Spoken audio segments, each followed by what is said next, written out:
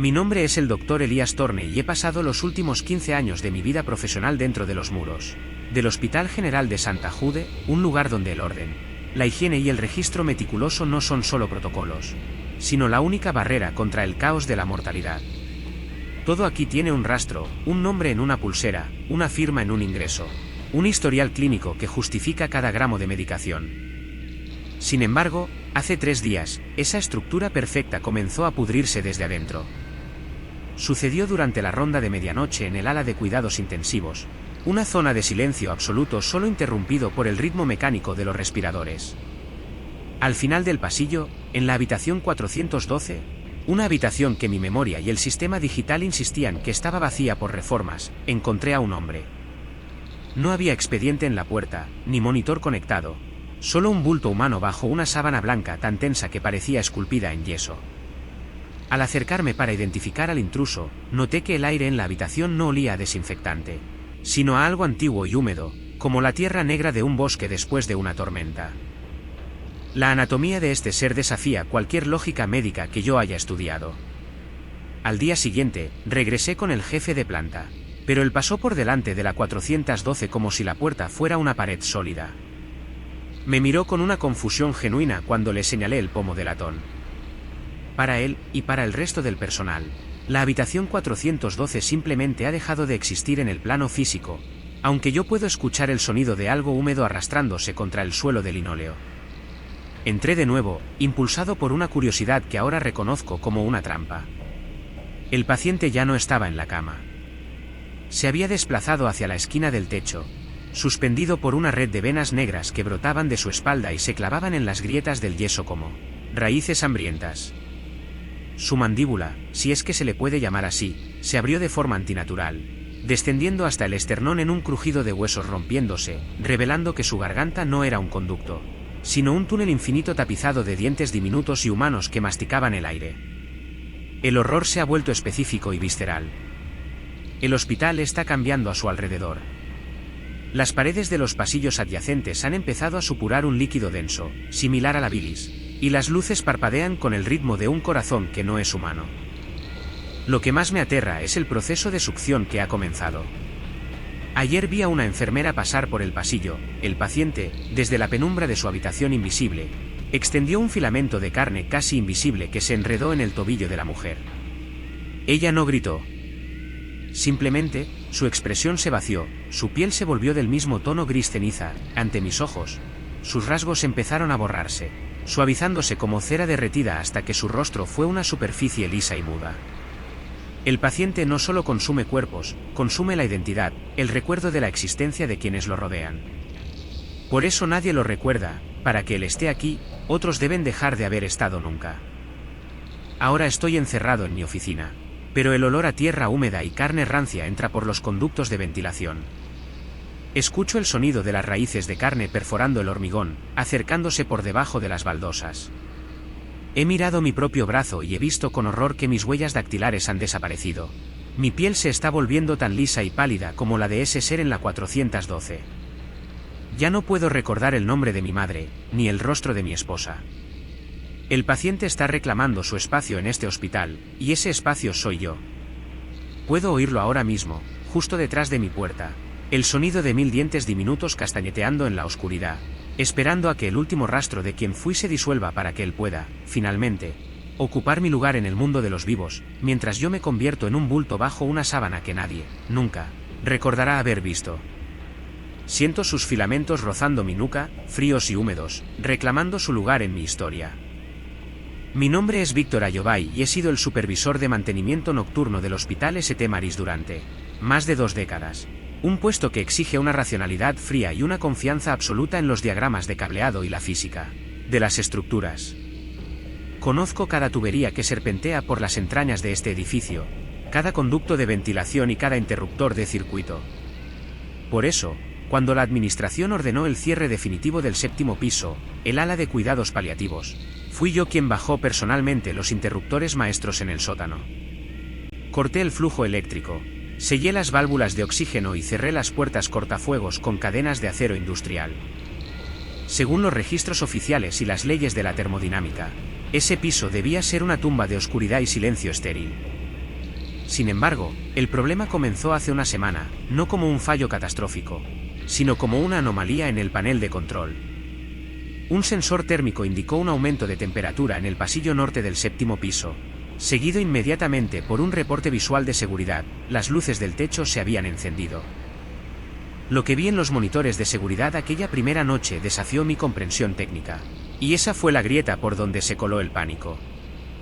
Las cámaras de circuito cerrado, que deberían haber mostrado estática o negrura, transmitían una imagen nítida, pero la iluminación no era la fluorescencia blanca y clínica de los tubos LED estándar.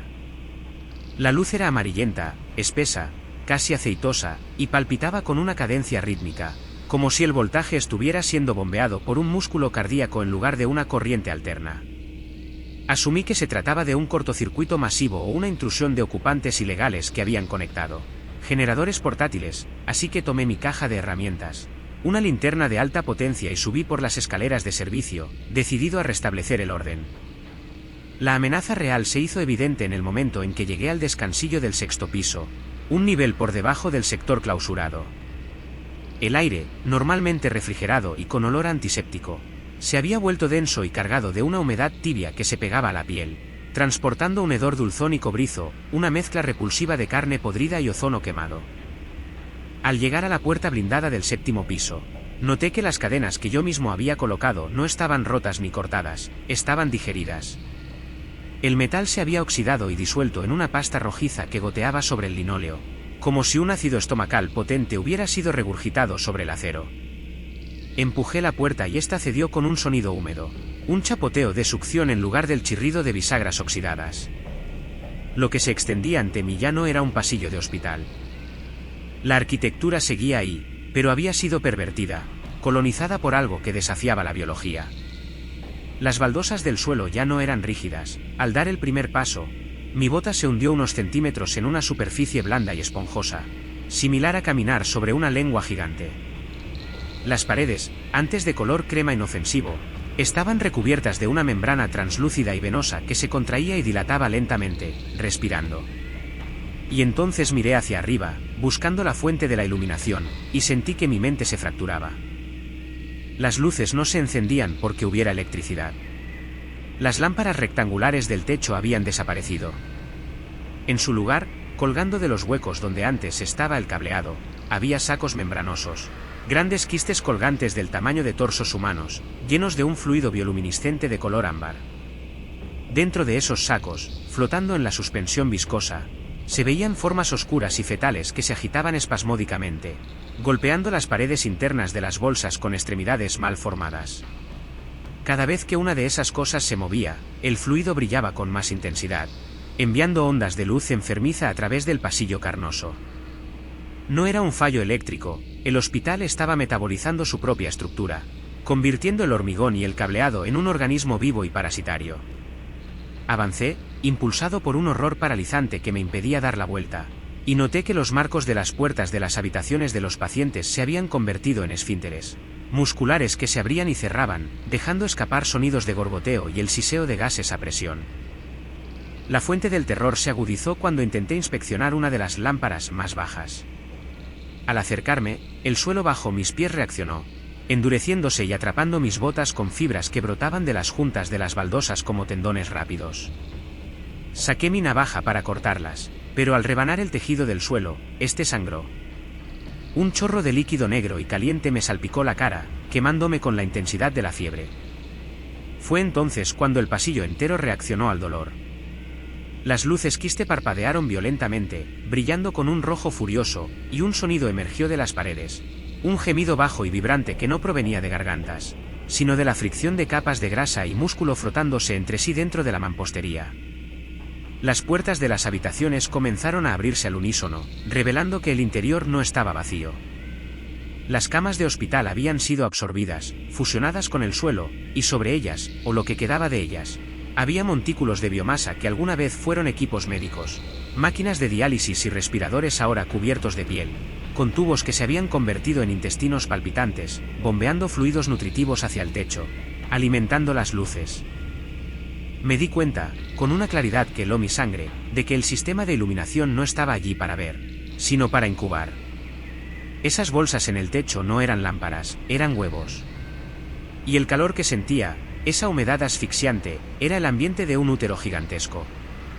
Intenté correr hacia la salida, pero la geometría del pasillo había cambiado.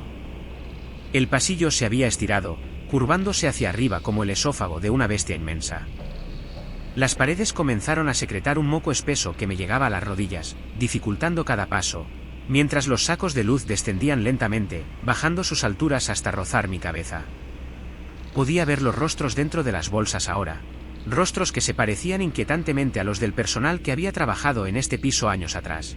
Sus bocas abiertas en gritos silenciosos, sus ojos fusionados con el tejido gelatinoso, generando la luz que ahora me cegaba. Estoy atrapado en lo que solía ser la estación de enfermeras. El mostrador ha sido devorado y transformado en una gran válvula cardíaca que late con fuerza en el centro de la sala, marcando el ritmo de las luces parpadeantes. He intentado usar mi radio, pero solo capta el sonido de fluidos corporales corriendo a alta presión y latidos húmedos. Lo peor es que he empezado a notar cambios en mi propio cuerpo. La mano con la que toqué la pared para sostenerme se ha empezado a fusionar con ella. Mis dedos se están disolviendo, convirtiéndose en parte de la membrana que recubre la estación. Siento una corriente eléctrica que no es mía subiendo por mi brazo. Una energía biológica que busca conectarme a la red. Mis venas brillan bajo la piel con ese mismo tono ámbar enfermizo. Las luces del techo se están agrupando sobre mí, descendiendo, y los sacos se están abriendo. No voy a salir de aquí. El piso no se cerró para vaciarse, se cerró para alimentarse, y ahora entiendo que yo soy la nueva batería. El nuevo filamento que mantendrá encendido este infierno pulsante para siempre. Las luces tienen tanta hambre. Mi nombre es el Dr. Samuel Vance, jefe de patología forense en el Hospital Metropolitano del Condado. Y he dedicado 30 años a la ciencia del silencio. La morgue es, por diseño y necesidad, el lugar más tranquilo del edificio, un santuario de acero inoxidable.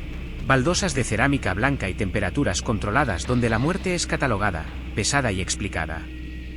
Aquí abajo no hay urgencias, no hay monitores cardíacos pitando ni familiares suplicando milagros. Solo hay hechos biológicos fríos y estáticos. O al menos, esa era la verdad inmutable de mi existencia hasta la guardia de anoche. Me encontraba terminando el informe preliminar de un accidente de tráfico, disfrutando del zumbido monótono de los compresores de refrigeración, cuando el silencio se rompió.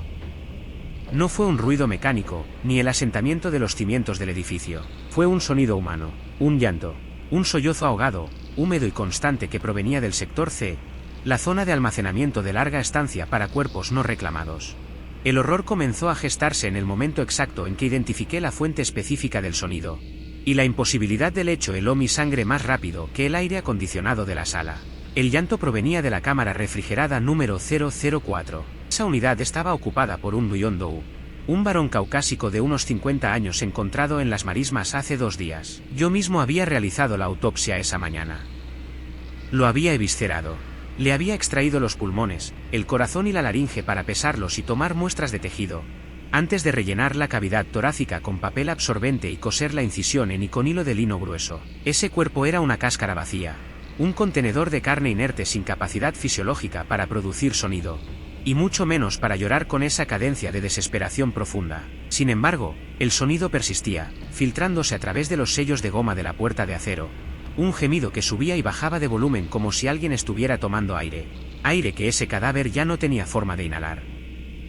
Dejé mi taza de café sobre el escritorio con una mano que empezaba a temblar, no por miedo a un fantasma, sino por el rechazo visceral de mi mente científica ante una aberración física. Caminé hacia la cámara 004. El llanto se intensificó a medida que me acercaba, volviéndose más gutural, vibrando con una textura acuosa, como si el llanto estuviera burbujeando a través de un líquido espeso. Al poner mi mano sobre el metal frío de la puerta, sentí la vibración. No era un temblor sutil, el acero zumbaba contra mi palma, transmitiendo una frecuencia que me hizo doler los dientes. Respiré hondo, agarré la manija de liberación y tiré. La bandeja se deslizó hacia afuera con un chirrido metálico y el sonido me golpeó en la cara como una bofetada física. Un muro de decibelios de angustia pura. La sábana que cubría el cuerpo estaba empapada en un fluido rosado que no debería estar allí. Y entonces, retiré la tela. Lo que vi deshacía la anatomía y la razón. El cadáver no se había movido, sus brazos y piernas seguían rígidos por el rigor mortis residual. Pero su pecho, el pecho que yo había cosido meticulosamente, estaba colapsando y expandiéndose violentamente. Las suturas de la incisión Eni estaban tensas al límite. La piel azulada estirándose hasta volverse translúcida. El sonido no salía de su boca, que permanecía cosida y sellada. El llanto provenía del interior de la cavidad torácica vacía. Era como si el vacío donde antes estuvieron sus órganos se hubiera convertido en una cámara de resonancia autónoma. Pude ver, con una claridad nauseabunda, como algo golpeaba desde adentro contra la pared interior de sus costillas, algo que se agitaba con fuerza frenética buscando salir. De repente, el hilo de la sutura central cedió. No se rompió simplemente, estalló con el sonido de una cuerda de violín, y un geyser de aire gélido y vaporoso salió disparado de la abertura, llevando consigo ese lamento ensordecedor que ahora llenaba toda la sala de autopsias, rebotando en los azulejos y multiplicándose. La amenaza escaló rápidamente de lo auditivo a lo físico. Ese sonido no era solo ruido, era una frecuencia, una resonancia contagiosa. Mientras miraba horrorizado el pecho abierto del cadáver, que actuaba como la boca de un altavoz grotesco hecho de carne y hueso, noté que las otras puertas de las cámaras refrigeradas comenzaban a vibrar. El zumbido se extendió por la pared de acero. Las bandejas de metal dentro de los compartimentos cerrados empezaron a repiquetear. Un coro de 100 muertos sacudiéndose en sus ataúdes de metal. No estaban reviviendo, la física del sonido los estaba animando. El llanto del cadáver 004 estaba afinado a la frecuencia exacta de la carne muerta. Vi cómo los frascos de formol en las estanterías comenzaban a desplazarse hacia el borde. El líquido conservante en su interior hirviendo en frío por las ondas sónicas, haciendo que los fetos y órganos preservados bailaran un vals macabro contra el vidrio. Intenté retroceder hacia la salida, pero mis piernas no respondían correctamente. Sentí una pesadez extraña en mis propios músculos, una resonancia en mis propios huesos. El sonido estaba entrando en mí, buscando las partes estáticas de mi cuerpo, tratando de sintonizar mi estructura ósea con esa tristeza abismal. Entonces, el cadáver 004 cambió. La piel de su rostro comenzó a licuarse por la vibración constante. Sus ojos, nublados y hundidos, estallaron hacia afuera, y de las cuencas vacías comenzó a brotar ese mismo vapor gélido que gritaba. El sonido ya no era un llanto humano, era el ruido de la materia descomponiéndose a gran velocidad, el chirrido de las células rompiéndose. La sala entera gritaba, las luces del techo estallaron a una, lloviendo vidrio sobre el suelo, pero la oscuridad no trajo silencio. Pude ver ondas de sonido distorsionando el aire, ondas visibles que salían del pecho abierto del muerto y golpeaban los otros cuerpos, obligándolos a deslizarse fuera de sus cámaras. Las bandejas se abrieron solas, deslizándose por la inercia de la vibración violenta. Cuerpos en diversas etapas de disección cayeron al suelo con ruidos húmedos y pesados, pero no se quedaron quietos. La frecuencia del llanto los hacía arrastrarse, no con extremidades, sino vibrando sobre el suelo resbaladizo de fluidos, deslizándose hacia mí como gusanos gigantes. El cadáver 004, la fuente, comenzó a convulsionar, su columna vertebral arqueándose hasta partirse con un crujido que se amplificó por la sala. Me tapé los oídos, sintiendo la sangre caliente correr por mis dedos, mis tímpanos habían reventado, pero seguía escuchando el llanto. Lo escuchaba dentro de mi cráneo, resonando directamente en mi cerebro. Entendí entonces que el sonido no quería salir, quería entrar, quería un nuevo espacio vacío para resonar. Ahora estoy acurrucado en la esquina más lejana, junto al fregadero de acero, pero no hay escapatoria. Los cuerpos vibrantes me han rodeado. Una barricada de carne fría y temblorosa que zumba con esa tristeza insoportable. El cadáver 004 ha dejado de emitir sonido y ahora yace inerte. Una masa de gelatina irreconocible ha transferido la carga. La vibración ha subido por mis piernas, adormeciéndolas, convirtiendo mis propios tejidos en receptores. Siento como mis órganos internos empiezan a vibrar en simpatía con esa frecuencia maldita. Mi corazón está latiendo al ritmo de ese llanto ajeno, y siento una presión inmensa en mis pulmones. Un aire frío y antiguo que no es mío llenando mi pecho. Abro la boca para gritar, para pedir ayuda, pero sé que no saldrá mi voz. Sé que cuando exhale, lo que saldrá de mi garganta será ese llanto. Ese lamento eterno que romperá el resto de mis huesos desde adentro, convirtiéndome en el nuevo instrumento de esta orquesta de carne muerta. Soy la nueva caja de resonancia, y la canción acaba de empezar. Mi nombre es el Dr. Adrián Vance, especialista en neurología cognitiva en el pabellón de agudos del Hospital Saint-Jude, un lugar donde la mente humana se desmorona y nosotros, con nuestras batas blancas y fármacos, intentamos recoger los pedazos. Siempre me he considerado un hombre de ciencia, devoto de la causalidad y la lógica empírica. No creo en el destino, ni en la suerte, ni en fuerzas invisibles. O al menos, esa era mi postura inquebrantable hasta que ingresaron al paciente de la habitación 505. Un hombre sin identificación al que el personal ha bautizado simplemente como Elías. Elías llegó hace una semana, transferido desde una institución estatal que se incendió bajo circunstancias sospechosas. No presenta patologías físicas evidentes, ni traumas craneales, ni infecciones. Sin embargo, su mera presencia ha alterado la homeostasis de este edificio. Elías no habla con nadie, no come, y apenas parpadea. Se sienta en el borde de su cama, con la columna vertebral perfectamente recta, mirando el reloj de pared con una intensidad tan feroz que sus pupilas parecen vibrar al ritmo del segundero. La amenaza se manifestó con claridad quirúrgica el martes pasado, y desde entonces, el aire en el ala este se ha vuelto irrespirable. Sucedió durante la revisión matutina. La enfermera jefe, Marta, estaba ajustando el catéter intravenoso de Elías. El paciente, sin mover el cuello, giró los ojos hacia ella y, con una voz que sonaba como papel de lija frotando hueso seco, pronunció una única frase: martes, 10:14 de la mañana. Marta se rió, una risa nerviosa y profesional, y continuó su trabajo. Yo estaba allí. Miré mi reloj, eran las 10:12. 2 minutos después, exactamente a las 10:14, Marta se desplomó. No fue un desmayo grácil. Sus venas carótidas se hincharon violentamente hasta reventar bajo la piel, convirtiendo su cuello en una masa amorfa de hematomas púrpuras en cuestión de segundos. Murió ahogada en su propia sangre interna, sin que pudiéramos hacer nada, mientras el segundero del reloj de pared marcaba el minuto exacto que Elías había dictado. Elías no sonrió, ni reaccionó, simplemente volvió a fijar su vista en el reloj, esperando el siguiente intervalo.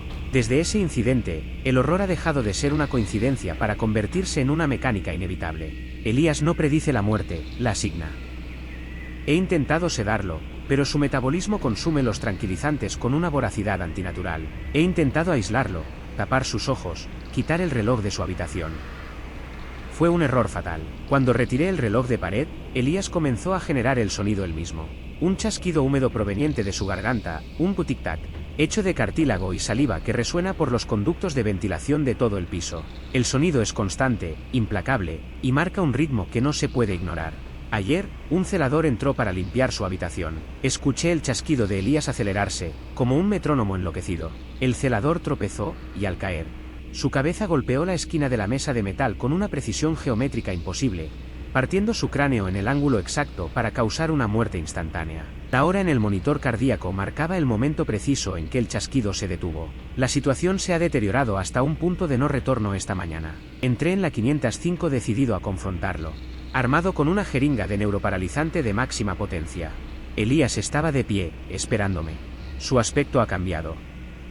Su piel se ha vuelto translúcida, delgada como el papel de cebolla, y a través de ella no se ven órganos normales. Su corazón no late, oscila. Pude ver sus válvulas cardíacas abriéndose y cerrándose con la rigidez mecánica de un reloj de péndulo. Sus venas no transportan sangre fluida, sino un líquido negro y espeso que avanza a golpes rítmicos, marcando segundos en su cuello. Me miró, y sentí un frío glacial que me paralizó el diafragma. Sus ojos ya no tenían iris ni pupilas. Eran dos esferas blancas con finas capilares rojos que formaban las manecillas de un reloj biológico. Abrió la boca, revelando dientes que habían sido limados o desgastados hasta parecer engranajes, y susurró mi sentencia: Dr. Vance. Hoy, 4:33 de la madrugada. Ahora estoy encerrado en mi despacho, bloqueando la puerta con el archivador pesado, pero sé que es inútil. Son las 4:28. Faltan 5 minutos. El horror no es solo saber la hora, sino sentir cómo el hospital y mi propio cuerpo conspiran para cumplir la cita. El ambiente ha cambiado físicamente para facilitar mi final. Las luces del pasillo parpadean en un código binario de encendido y apagado que coincide con mis latidos. Escucho el goteo del grifo en la esquina, y cada gota que cae suena como un martillazo en mi cerebro, marcando los segundos restantes. Lo más aterrador es lo que está pasando dentro de mí. Mi cuerpo está empezando a apagarse preventivamente. Siento como mis riñones dejan de filtrar, como mis pulmones se endurecen, perdiendo elasticidad minuto a minuto. No estoy enfermo, estoy siendo programado. Mis dedos se han entumecido y han adoptado un color azulado, curvándose en garras rígidas. Son las 4:30. El sonido del tic-tac gutural de Elías ya no viene de los conductos de ventilación, viene de dentro de mi propio pecho. Él no necesita estar aquí. Ha infectado mi ritmo biológico. Mi corazón ya no es mío, es un cronómetro regresivo que él ha puesto en marcha. Intento levantarme para pedir ayuda, pero mis piernas se han calcificado. Mis articulaciones se han bloqueado como los engranajes oxidados de una maquinaria vieja. Miro hacia la puerta y veo que la madera está empezando a pudrirse a velocidad acelerada. El barniz se descascara y cae al suelo, convirtiéndose en polvo en segundos. El tiempo mismo se está corrompiendo a mi alrededor, acelerando la entropía en esta habitación para asegurar que yo sea un cadáver puntualmente.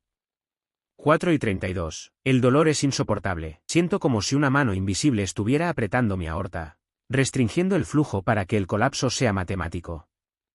El silencio en el hospital es absoluto, excepto por ese chasquido húmedo dentro de mí y el zumbido eléctrico de las lámparas que aumenta de intensidad, hasta ser ensordecedor. La luz se está volviendo demasiado brillante, blanca y estéril, quemándome las retinas. Veo la sombra de Elías proyectada debajo de la puerta, una sombra que se estira y se retuerce, deslizándose por el suelo hacia mí. No necesito mirar el reloj para saber qué segundo es.